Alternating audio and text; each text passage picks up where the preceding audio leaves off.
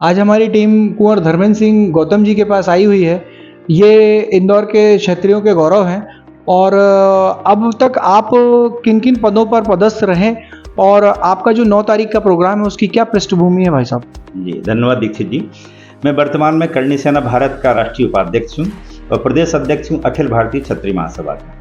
और बहुत पहले मैं शहर अध्यक्ष हुआ करता था और समाज के विभिन्न पदों पर रहा हूँ। राजपूत करणी सेना कालवी जी वाली करणी सेना में भी राष्ट्रीय उपाध्यक्ष रह चुका हूँ।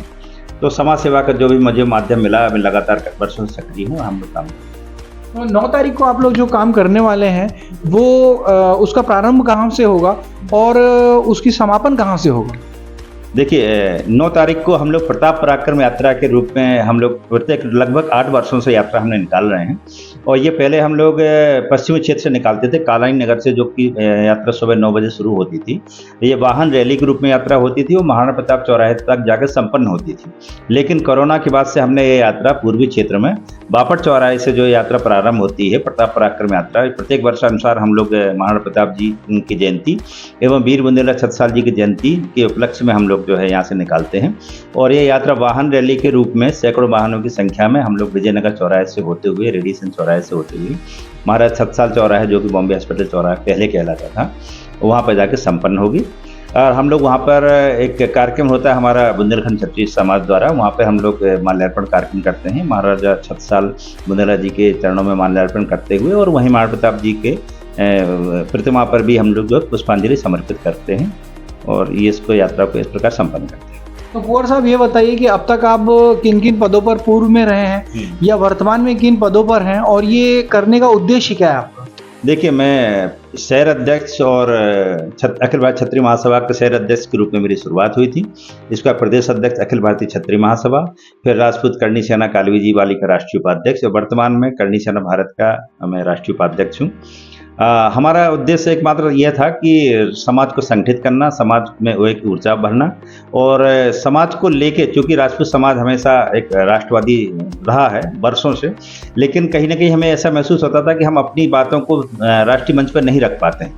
तो इस समाज सेवा के माध्यम से करणी सेना भारत और अखिल भारतीय क्षत्रिय महासभा के माध्यम से हमें ऐसे कई अवसर प्राप्त हुए जब हमने समाज की आवाज़ राष्ट्रीय स्तर पर बुलंद करने का मौका मिला और राजपूत समाज को संगठित करने के लिए एक माध्यम बना है, जिसमें मुझे लगता है हम लोग काफ़ी हद तक सफल हुए।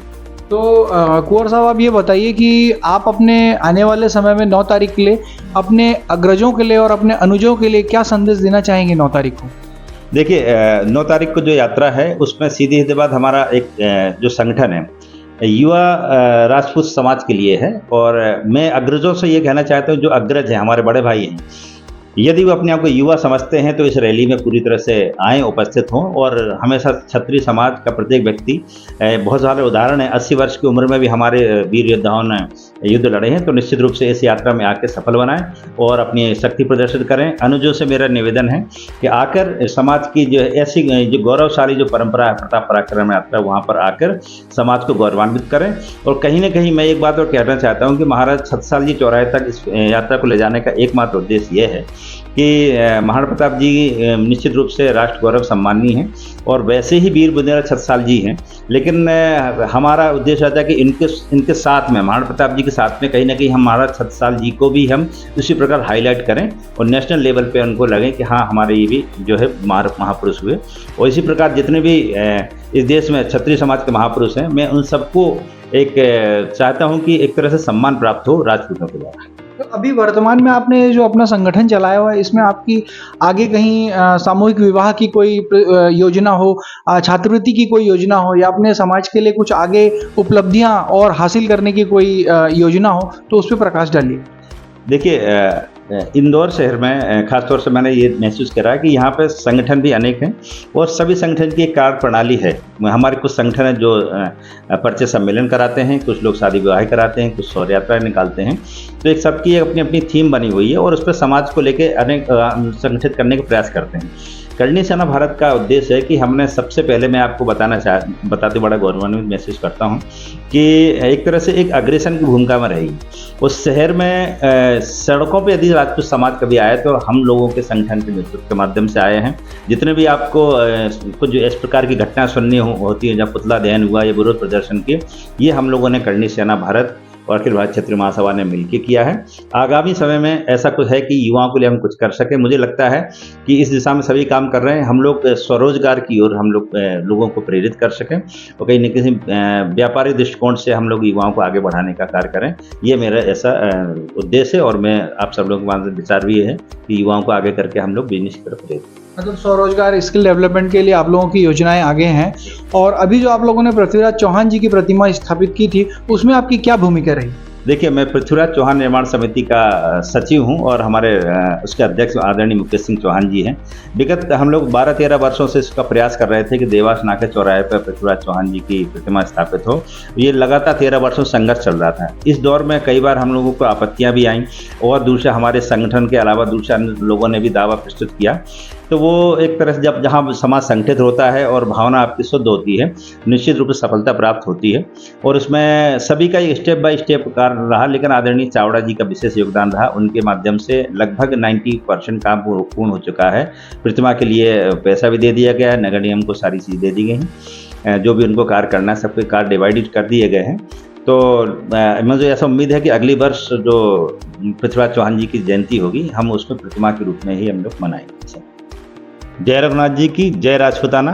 मेरा आप समस्त क्षत्रिय समाज के क्षत्रिय छत्राणियों से राजपूत समाज से निवेदन है कि आगामी रविवार को सुबह 9 बजे बापट चौराहे से एक यात्रा प्रारंभ होने वाली, जिसका नाम है प्रताप पराक्रम यात्रा, जो कि विजयनगर और एडिसन चौराहे से होते हुए महाराज छत्रसाल चौराहे पर संपन्न होगी। वहां पर हम लोग माल्यार्पण कार्यक्रम करेंगे और आप सभी राजपूत भाइयों से निवेदन है कि यह यात्रा वाहन रैली के रूप में जाएगी, तो कृपया अधिक से अधिक संख्या में पधार कर हमें अनुग्रहित करें और उस यात्रा को संपन्न करें। जय रघुनाथ जी की जय। राजपूताना। तो ये हमारे इंदौर शहर के क्षत्रियों के गौरव धर्मेंद्र सिंह जी गौतम हैं। और आप जो हैं उस रचना को चरितार्थ करते हैं कि 4 बांस 24 गज, अंगुल अष्ट प्रमाण, ताऊ पर सुल्तान है, मत चूको चौहान। अगर ऐसे क्षत्रिय समाज के गौरव इंदौर शहर में होंगे तो वो दिन दूर नहीं है कि आने वाली पीढ़ियां इनसे प्रेरित होंगी और सारे क्षत्रिय एक दिन एकजुट होंगे और अपना परचम इंदौर शहर में फहराएंगे। और इसी तरीके से जैसा पृथ्वीराज चौहान जी ने अपना योगदान दिया, जैसा महाराणा प्रताप ने दिया, और आगे आपकी जो योजनाएं छत्रसाल जी के लिए भी जो भावनाएं हैं वो भी अनुकरणीय है सभी क्षत्रियों के लिए। और ऐसा इंदौर शहर के सभी क्षत्रियों को जागृत होना चाहिए, करणी सेना के सारे सैनिकों को जागृत होना चाहिए और ये उनके लिए प्रेरणा स्रोत हैं। और हमारी टीम और दबंग केसरी न्यूज़पेपर से मैं जिला ब्यूरो चीफ नलिन दीक्षित और कैमरे में मेरे साथ रूपेंद्र सिंह चौहान जी, इन्हें बहुत बहुत बधाई अग्रेषित करते हैं और आने वाले कार्यक्रम की सफलता के लिए इन्हें अग्रिम शुभकामनाएं।